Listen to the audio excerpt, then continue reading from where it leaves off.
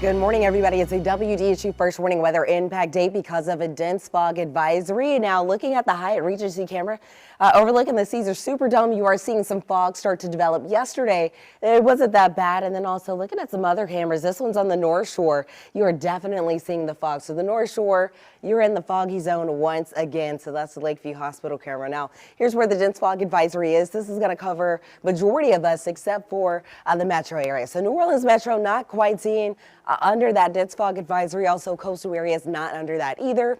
But I do want to emphasize, just because you're not under that dense fog advisory, excuse me, doesn't mean that you're not going to see some foggy conditions. So on the North Shore, got about a quarter of a mile to a mile of visibility. That's stretching all the way from Bogalusa to Hammond, and then down in Houma, looking at about a half a mile of visibility, starting to drop some over in Belle Chase. Now, as far as your temperatures go, starting off this morning, looking at the 70s on the North Shore, got a couple of upper 70s, lower 80s on the South Shore for you this morning.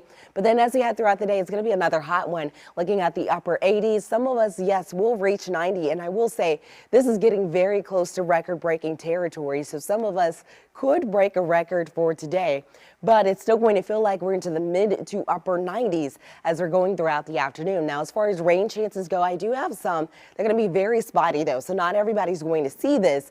You can see on the North Shore, maybe about 5 p.m., you may see a shower or two. So as you're getting out the door this morning, I would say you don't really need to have the rain gear with you, but just be on the lookout. There could be some rain as you're getting to the afternoon. Now, as far as what the regional outlook looks like, most of the area is still on the dry side, but you are looking at a front just to the north of us. That's going to continue to push through.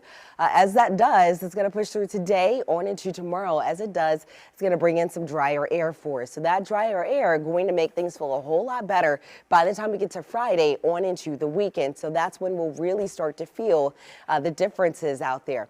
Let's talk about the tropics. Tropical storm Jerry that formed yesterday and will become a hurricane later on tomorrow, and is expected to go on up and around. That will impact some of the islands, bringing them some rain. It'll move to the other side of Bermuda.